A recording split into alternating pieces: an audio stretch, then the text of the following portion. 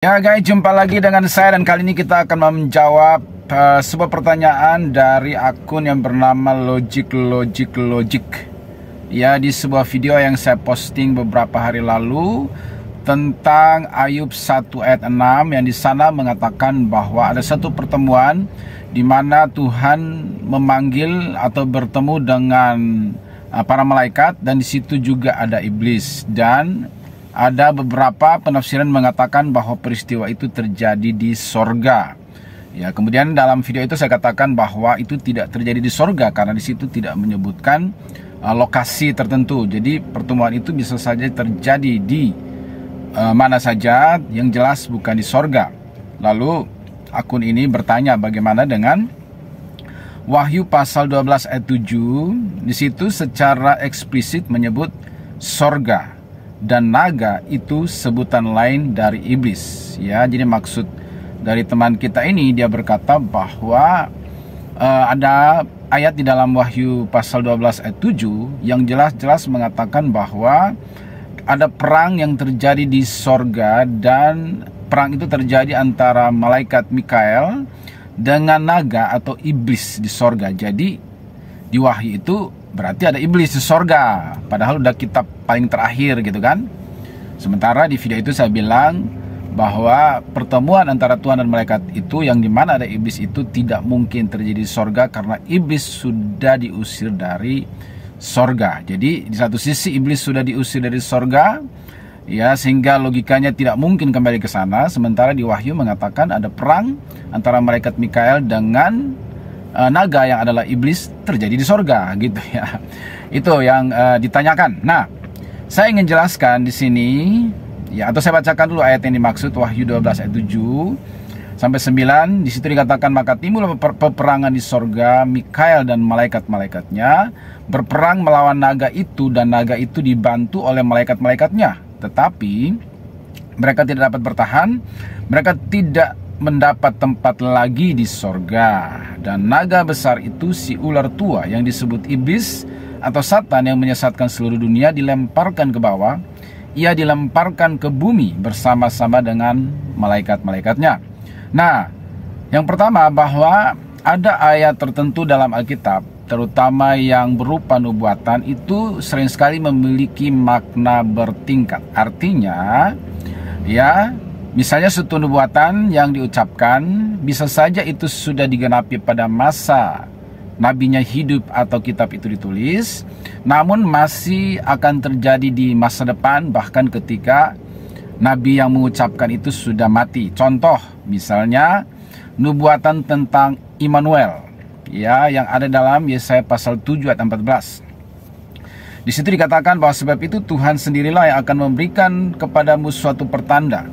Sesungguhnya seorang perempuan muda mengandung dan akan melahirkan seorang anak laki-laki, dan ia akan menamakan dia Immanuel. Ini sebenarnya nubuatan ini sudah tergenapi pada waktu itu, diucapkan untuk konteks Nabi Yesaya pada waktu itu.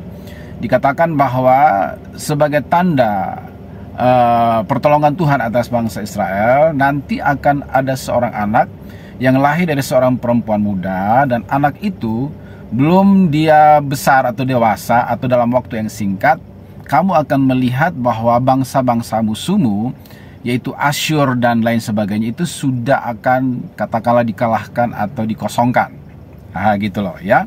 Jadi si anak yang bernama Immanuel ini usianya itu menjadi tanda, ya, betapa singkat dan cepatnya pertolongan Tuhan akan datang.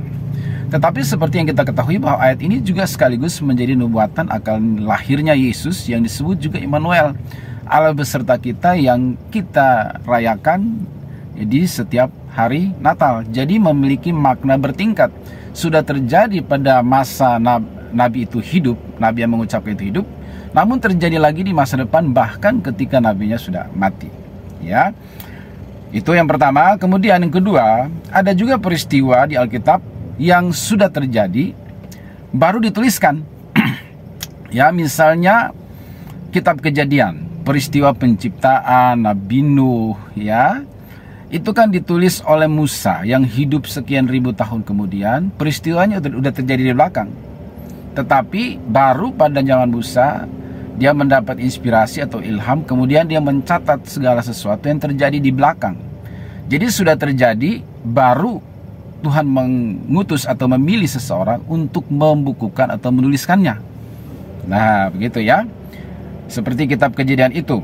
Nah, begitu juga menurut saya yang terjadi dengan apa yang tertulis dalam Wahyu 12.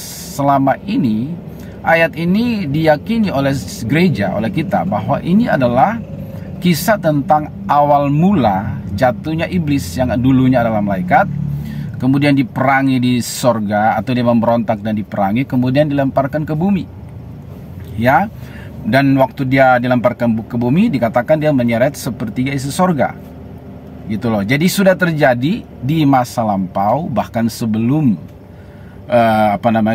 dia sudah ada yang menggoda Adam dan Hawa. Tetapi kemudian baru dicatat secara detail peristiwa atau kronologi kejadian itu oleh Rasul Yohanes di dalam kitab Wahyu. Jadi sudah terjadi, baru ditulis gitu ya. Ya, itu kemudian yang berikut adalah bahwa khususnya ayat ini ada penafsir yang mengatakan atau meyakini bahwa peristiwa ini masih akan terjadi di masa depan. Wahyu 12 ini masih akan terjadi di masa depan. Ya, yaitu penafsir ini meyakini bahwa pada waktu iblis dilemparkan dari sorga ke bumi, itu dia membangun pemerintahannya di surga tingkat kedua atau langit tingkat kedua, yaitu di space atau ruang angkasa. Gitu ya. Seperti yang digambarkan oleh Rasul Paulus dalam Efesus pasal 6, di situ dikatakan bahwa peperangan kita bukan melawan darah dan daging, tetapi melawan penguasa-penguasa penghulu dunia yang gelap, roh-roh jahat di udara. Nah, gitu ya. Jadi diyakini bahwa ketika dilemparkan ke bumi, dia membangun singgasananya si iblis ini di ruang angkasa atau di surga atau langit tingkat kedua. Ya. Sehingga nanti di akhir zaman pada masa antikris, ya, maka Tuhan, ya, atau malaikat Mikael dan pasukannya akan memukul iblis sekali lagi dari langit tingkat kedua ini, lalu benar-benar bermanifestasi di bumi gitu.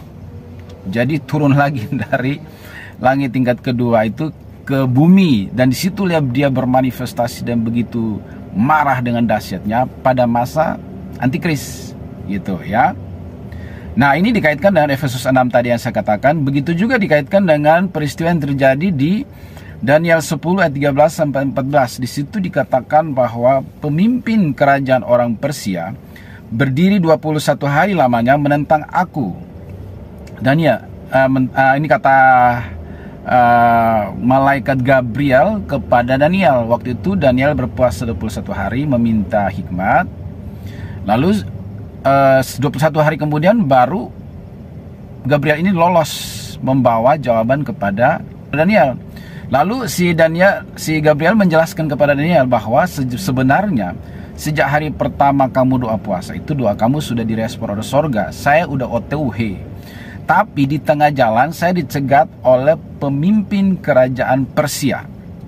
Ya, dan ini diyakini bukan raja secara fisik, raja Persia, melainkan penguasa udara di teritorial Persia. Di situ dikatakan bahwa Daniel 10, 13, 14, pemimpin kerajaan orang Persia berdiri 21 hari lamanya menentang aku, Gabriel. Tetapi kemudian Mikael, malaikat perang itu, salah seorang dari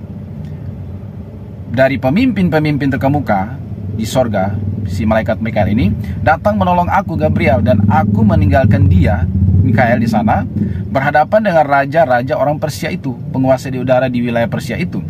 Lalu aku datang untuk membuat engkau mengerti apa yang akan terjadi pada bangsamu pada hari-hari yang terakhir, sebab penglihatan ini juga mengenai hari-hari itu. Jadi ayat ini menjelaskan bahwa Gabriel dicegat di udara. Jadi ini diyakini oleh beberapa penafsir bahwa benar tadi, bahwa pada waktu pertama kali iblis dilemparkan dari surga, dia membangun singgasananya di langit tingkat kedua. Makanya dia bisa mencegat Gabriel waktu OTW ke bumi mau menjawab doa daripada Daniel.